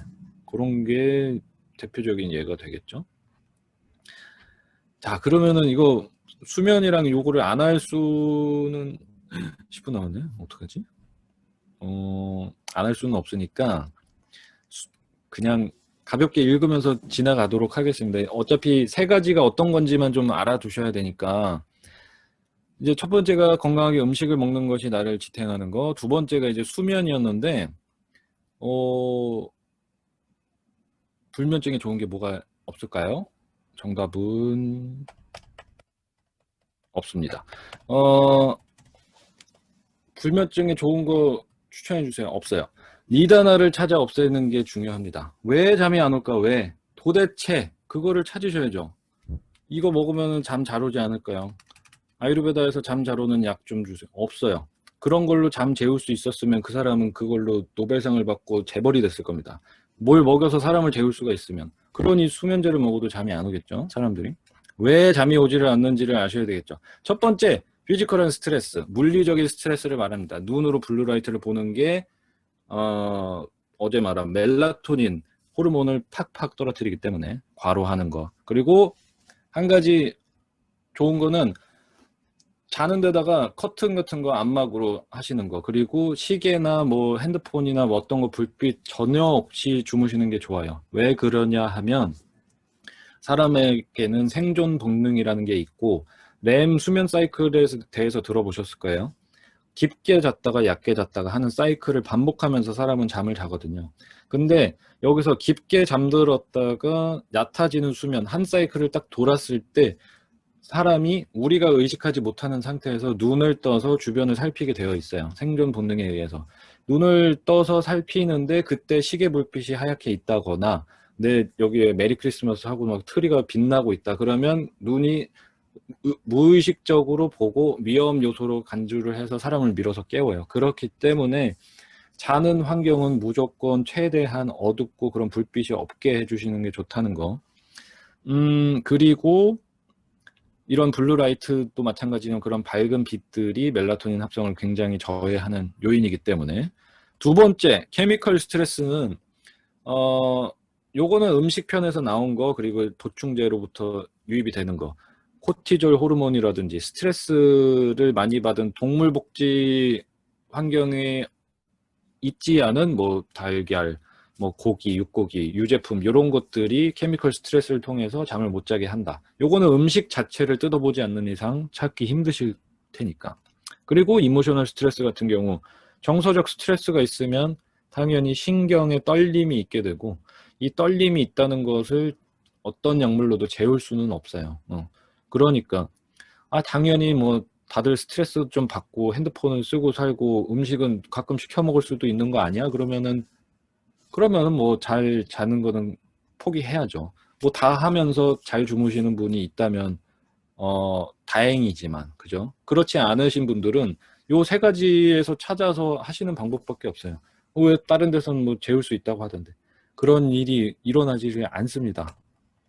왜 잠이 오지 않는지를 좀 찾아보시고, 솔루션으로 해드릴 수 있는 거는 햇빛을 보면서 30분 이상 걸으셔야 되고, 햇빛을 보면서 걸으셔야 멜라토닌이 저녁에 합성되는데 중요한 역할을 한다는 거.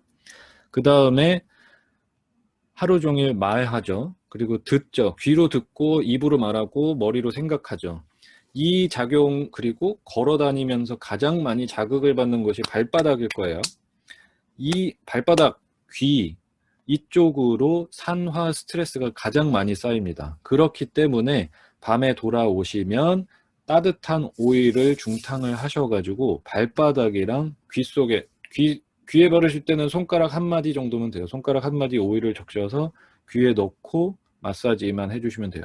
요렇게만 해주셔도 귀랑 발바닥에 있는 산화 스트레스가 좀 안정이 되거든요. 산화 스트레스가 쌓였다는 게 아까 말한 대로 이렇게 신경이 떨리는 상태이기 때문에 오일, 따뜻한 오일로 눌러주는 것이 굉장히 효과적이에요. 이거는 해보신 분들만 알아요. 습관적으로 발바닥 마사지를 하고 주무시다가 피곤한 날 이거를 해보시면 굉장히 효과가 좋다는 거. 세 번째는 꾸준한 명상입니다. 요거는 의도적인 휴식을 주는 거거든요. 궁극적인 휴식이 바로 수면이거든요. 그러면 휴식을 취하기 위해서 스위치가 딱 꺼지는 사람들이 잠을 잘 자는데, 이 스위치를 끄는 것이 어려운 사람들이 잠을 잘 못 자기 때문에 명상으로서 이런 스위치 끄는 연습을 하루에 3번 정도만 하시면 돼요. 아침에 5분, 점심에 5분, 자기 전에 5분만 하시면 돼요. 아침에 5분 일어나서 하는 아침 명상이라든지, 어떻게 하는지 모르겠다. 유튜브에 아침 명상 치시면 수천 개가 나올 거예요. 그거 들으시면 되고, 점심에 하는 명상도 마찬가지고 저녁에. 요렇게 패턴을 만드시는 게 중요해요. 아침에 한번 쉬는 거, 점심에 쉬는 거, 저녁에 쉬면 잠을 자야 될 때 쉬는 모드로 몸이 잘 전환이 되기 때문에 요거 굉장히 도움이 될 수 있어요. 그리고 식습관 개선하는 거는 아까 말한 대로 수면이 음식에 영향을 미치고 음식이 수면에 상호작용을 하기 때문에 요 부분 때문에 그렇다는 거 잘 알아두시면 되겠는데, 제가 수면 강의를 할 때 가장 중요하게 말씀을 드리는 부분이 있어요. 수면 습관을 바꾸기 위해서 가장 중요하게 가져가야 될 마인드 세팅 자체가 있거든요. 잠을 잘 자고 싶은데 실패하시는 분들을 계속해서 보다 보니까 어디서 문제가 오느냐 하면 너무 기대치가 커요. 일단 내가 지금까지 잠을 못 자게 됐는데 시간이 굉장히 길거든요. 근데 우리는 잠을 오늘 밤부터 잘 자고 싶어 해요. 오늘 밤부터. 그리고 잠이라는 것이 주기가 너무 빨리 돌아오는 게 문제거든요. 예를 들어서 내가 지금 공부를 열심히 해가지고 이런 자격증을 따야겠다 하시면은 몇 달이고 1년이고 준비를 해서 시험을 한번 딱 보시면은 통과가 되는지 아닌지 이 결과가 나오잖아요. 그리고 내가 몸짱이 돼야겠다, 운동을 해야겠다 하면 음식 바꾸고 운동하면서 6개월을 열심히 하니까 몸이 바뀌잖아요. 그러니까 시험 때가 내가 정해놓은 시험이 이 정도 기간이 있으면 마음의 준비를 해서 잘 하시거든요. 근데 수면은 오늘 밤 잘 자야 되는데, 내가 지금 5년을 못 잤는데 10년을 못 잤는데 오늘 밤 잘 자야 돼. 그러니 오늘 밤에 잠 잘 자려고 멜라토닌 보충제도 사 먹고 오일 마사지도 했어요. 어제는 새벽 4시에 잠들었는데 오늘은 12시에 자야지 하고 누우면 이게 하루 만에 일어날 수 있는 사람은 없어요. 어디 교통사고가 나지 않는 이상. 그렇기 때문에 내가 지금 목표치를 굉장히 잘못 잡고 있다는 거를 아셨으면 좋겠어요. 내가 지금 수면 시간을 1시간을 앞당기고 싶다. 그러면은 적어도 60분이면 하루에 1분씩만 땡겨도 엄청나게 빨리 가는 거거든요. 그러면 내가 한 2달을 잡고 1시간을 땡겨보겠다. 이런 식으로 세팅을 하셔야 돼요. 근데 나는 항상 2, 3시에 잠드는데 10시에 자고 싶어. 그럼 오늘 이제 저녁부터 기대를 하는 거죠. 약 먹고 이제 누워가지고 10시부터 못 자면 그때부터 짜증이 밀려오면서 6시간을 막 괴로워하고 있는 거죠. 이게 시간을 당기고 싶은 분들, 숙면하고 싶은 분들의 가장 큰 문제입니다. 그러니까 매일매일을 안 된다 하시면 안 되고, 굉장히 길게 보고서는 잡고서는 거기에 맞는 훈련을 하셨으면 좋겠어요. 한 번에 이제 100점 따려고 하다 보니까 당연히 매일 밤 스트레스를 받게 되거든요. 그러니까 우리가 나를 구성하는 요소 3가지 중에 하나일 만큼 이렇게 중요하기 때문에 굉장히 오랫동안 고생을 하셨다면 앞으로 평생 동안 잘 잘 수 있다 생각을 하시고 기간을 좀 정해놓고 훈련을 해보셨으면 좋겠어요. 이게 수면을 습관을 바꾸는데 가장 중요한 거예요. 오늘 밤 잘 자야지, 오늘 밤 남들처럼 10시에 자야지, 이렇게 세팅을 해서는 절대로 바뀌지 않는다는 거. 자, 그리고 마지막입니다. 이 3가지 기둥 중에서 마지막이 브라마짜리야. 아까 말했던 대로 금욕이라는 단어로 해석은 되지만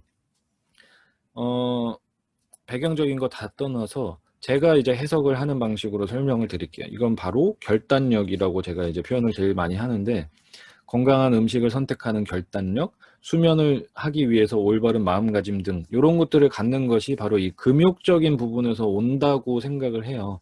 그러니까 금욕적이라는 것이 철저한 자기 관리를 할 수 있는 마음가짐을 가지고, 지금 이걸 먹으면 소화가 안 되겠지만 그래도 스트레스 받았으니까 먹자, 이거보다는 나한테 좋지 않으니까 이거를 참아낼 수 있는, 그런 걸 참아내는 게 금욕적인 브라마짜리아가 발동을 하는 거거든요. 그런데 이게 그냥 무작정 참는다고 일어나지가 않는다는 거죠. 어떻게 해서 이 브라마차리아 금욕적인 것을 키워낼 수가 있느냐 하면은 사람이 편해야 되거든요. 편해야 하는데, 편한 것은 잘 쉬는 사람들이, 잘 쉴 줄 아는 사람들이 이 브라마짜리아가 잘 증진이 된다, 이렇게 보시면 된다. 올바른 휴식이 어디서 얻어지느냐, 바로 이 2가지가 되겠습니다. 명상과 운동이에요. 왜 올바른 휴식이 명상과 운동이냐 그러냐면 이 2가지들의 공통점을 좀 보시면 될 것 같아요. 공통점, 어디에 집중을 하는지를 보시면 돼요. 바로 호흡에 집중을 하는 거예요. 호흡. 명상이라는 것도 호흡에 굉장히 집중을 많이 하죠. 그리고 운동도 마찬가지로, 운동은 더 쉬운 방식인데, 내가 궁극적으로 내 뇌에다가 휴식을 주시려면 이 호흡을 관찰하는 습관을 들이셔야 돼요. 그것이 명상을 통해서 호흡을 관찰하는 방식이 있고, 운동을 하시면 또 호흡을 느끼게 되는 굉장히 좋은 방식 중에 하나죠. 내가 지금 평상시에 숨 쉬는 것도 인지를 안 하고 있죠. 내가 하고 있는 행위인데 굉장히 바이탈한 행동을 하고 있음에도 인지를 하지 않고 있기 때문에, 운동을 하시면 숨이 가빠지게 되고, 이 숨이 가빠지는 것을 느끼는 것 자체가 호흡을 관찰하는 역할을 하게 되고, 이것이 뇌에다가 궁극적인 휴식을 준다. 요런 2가지 방식을 꾸준하게 하시는 걸로 뇌에 휴식을 주면 바로 이 브라마짜리아 요 부분이 증진이 된다고 저는 생각을 하고 있어요. 그래서 건강한 음식, 그 다음에 수면을 위한 훈련, 그리고 호흡을 관찰하는 명상이나 운동을 어떻게 하고 있는지, 어떤 게 빠져 있는지를 체크를 해보시는 것이 스스로 나를 평가하는 데 있어서 가장 중요한 부분이다. 요게 이제 오늘 준비했던 내용이고요. 제일 중요한 거는 아까 말한 거를 다 한 번에 정리를 해보면, 음식만 건강하게 먹어도 수면을 부드럽게 유도해 줄 수가 있고, 잠만 잘 자도 장으로 혈액 공급이 원활하게 되면서 소화력도 같이 높아지고, 브라마짜리아처럼 올바른 결단력을 통해서 내가 지금 먹고 마시는 것이 즐거움을 위한 건지 아니면 나 스스로를 위한 건지를 좀 선택을 하실 줄도 알아야 되고, 그래서 숙면을 위한 훈련을 할 건지 아니면 스트레스 해소를 위해서 넷플릭스를 보면서 맥주를 마실 건지 이런 것들이 바로 브라마짜리아가 작용을 한다는 사실을 조금 생각을 해보셨으면 좋겠습니다. 좀 내용이 많았어요. 그런데 좋은 기회니까 한번 다 이렇게 훑어볼 수 있도록 조금 준비를 해봤고요. 이게 어제 오늘의 이제 뭐 강의를 한 내용에 대해서 스스로 먹는 음식이나 생활 습관을 아유르베다를 통해서 나에게 맞는 거를 좀 취할 수 있는 지혜를 얻으셨으면 좋겠고, 그런 건강하게 변화하는 모습들이 나 그 자체인 상태로 살아갈 수 있는 굉장히 훌륭한 도구가 되는 것이 아유르베다이기 때문에 네, 이번 주간에 아유르베다 뭐 강의라든지 뭐 컨퍼런스에서 내용들을 들어보시고 한번 관심을 가져보면 어떨까 하는 말씀을 드리면서 네, 수업은 이렇게 딱 마무리가 되겠군요. 질문을 조금만 받을까요? 어떻게 할까요? 네, 선생님. 너무 감사합니다. 네네. 질문이 너무 많아요, 선생님. 일단 아까 그 꿀 말씀해 주신 거에 또 이어서 메이플 시럽은 어떤지, 어떻게 먹는 게 좋은지, 꿀보다 메이플 시럽이나 아가베 시럽이 나은 걸까요? 사만타모님이 질문 주셨고요. 요거는요, 메이플 시럽은 곰팡이 문제가 제일 고려돼야 될 부분이에요. 그 메이플 시럽은 그 수액을 짜내자마자 표면에 바로바로 곰팡이가 잘 생기거든요. 그래서 메이플 시럽은 보통 이제 구매를 해서 뚜껑을 열고 한 번 쓰고 닫아 놓으면 위에 곰팡이가 생기고 계속 그러기 때문에 그냥 뭐 다른 방도가 없더라고요. 그냥 빨리 쓰고 좀 쓰실 때마다 위에를 잘 체크를 해보셔야 돼요. 표면적으로 계속 곰팡이가 잘 생기는 문제가 있기 때문에. 그리고 아가베 시럽은 저도 써봤는데 뭐 이렇게 좋다 나쁘다는 말씀을 잘 못 드리겠는데 차라리 메이플 시럽을 쓰는 게 더 유리하다고 생각을 하고 있습니다. 네. 김민아님이 올바른 물 마시는 법도 알고 싶습니다 하셨어요. 올바르게 물 마시는 법이요. 이게 우리가 제일 많이 알고 있는 물에 대한 상식이 하루에 2리터 마셔야 된다. 이거는 진짜로 지금부터 한 20년도 더 된 20년 전에 나왔던 잘못된 의학 상식이 지금까지도 완전히 되고 있는 거예요. 현대의학을 하시는 선생님들도 이게 굉장히 잘못됐다는 것을 지금도 말씀하고 계시는데 그게 너무 오래전부터 강하게 내려와서 그런지 고쳐지지 않고 있어요. 물은 목마를 때 마시는 거고 아유르베다적으로 설명을 드리면 식사 시간을 규칙적으로 하는 사람이 식사를 할 때 따뜻한 물을 식사와 함께 하도록 하고 식간에는 아까 말한 것처럼 목마를 때 입을 축일 수 있는 정도로 따뜻한 물을 마시게 합니다. 그게 소화력을 잘 보존하는 방법 중에 하나고 우리나라처럼 국물을 많이 마시는 식단이라면 물의 양을 줄일 필요가 있고요. 국물이 일단은 근원적으로 뭐 국물이 짜고 반찬이 짜고 이러면 물이 더 필요할 수밖에 없게 되기 때문에 식단 자체도 좀 고려가 돼야 된다. 근데 기본적으로는 식사 시간에 따뜻한 물을 먹게 하고 중간에는 목을 축이는 정도. 네. 아까 올바른 식습관에 대해서 말씀하실 때 질문 들어온 건데요. 아플 때 이제 가벼운 식사에서 죽을 먹인다고 하셨는데 아프다고 계속 죽을 먹게 되면 소화가 약해진다고 하던데 기간에 한도가 있지 않나요? 이정환님 질문 주셨어요. 그렇죠. 이거는 소화력을 다스리는 기간 동안에는 이렇게 먹고요. 그 다음에는 그 몸을 회복하기 위해서는 단계적으로 식사를 당연히 바꿔줘야겠죠. 근데 계속 죽을 먹는데도 지금 뭐 몸이 아픈 상태로 유지가 된다면 다른 문제가 있다는 거니까 그거를 빨리 파악을 해야 되는데 기본적으로는 보통 한 기본적으로 일주일에서 2주 정도는 그거를 먹는다고 해서 소화력이 이렇게 크게 떨어지진 않는데, 한 가지 빠졌다면 죽을 먹을 때도 그 소화력을 보존을 시킬 수 있는 향신료를 꼭 씁니다. 그게 대표적으로 생강이랑 우리나라로 얘기를 해야 되니까 생강이랑 후추 정도. 근데 열병인 경우에는 후추를 빼야 되니까 생강을 생으로 된 거를 갈아서 넣으시거나 아니면은 생강 가루를 넣으시는 게 소화력을 음식의 양과 텍스처를 이런 식으로 변형을 했다고 하더라도 크게 떨어뜨리지 않으니까 일주일 정도는 그렇게 드셔도 무리가 가지 않을 거예요. 네. 어제 질문 몇 개만 더 받을게요. 네네네. 어제 강의 중에 궁금한 거라고 모아님이 말씀해 주셨는데, 나를 구성하는 네 가지, 즉 육체, 감각기관, 마음, 영혼, 진화에 대해서 말씀을 해주셨는데, 감정, 예를 들면 기분 좋아, 열받아 이런 것과 생각, 저 사람이 나한테 왜 그런 말을 한 거지? 이런 식으로 둘 다 마음에 속하는 것인지, 마음과 영혼이 어떻게 다른 것인지 좀 더 자세히 알려주시면 감사하겠습니다. 나를 구성하는 네 가지. 네, 이게 감정과 생각은 둘 다 마음에 속한 거죠. 모든 것은 우리가 느낄 수 있는 거는 마음의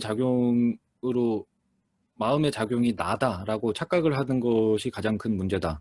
그러니까 진나라는 거는 그 안에 있고 변하지 않는 불변의 것은 여기에 들어있고 그 겉에서 둘러싸고 있는 것들이 이제 마음의 작용으로 인해서 마음과 감각기관으로 이제 생각도 하고 이런 감정도 생기고 하는 거죠. 근데 이제 이 마음의 특성 자체가 이렇게 움직이고 변하고 어디 붓기를 좋아하는 특성 때문에 사람들이 무슨 일이 일어나서 마음의 작용이 일어나면 이게 나라고 착각을 하는 것이 문제다. 그래서 명상이라는 것이 이 마음의 작용과 진화를 자꾸만 분리시키는 작업을 하는 거거든요. 그래서 지금 내가 느낄 수 있는 모든 것들은 감정, 그 마음의 작용뿐이라는 것만 아시면 될 것 같고,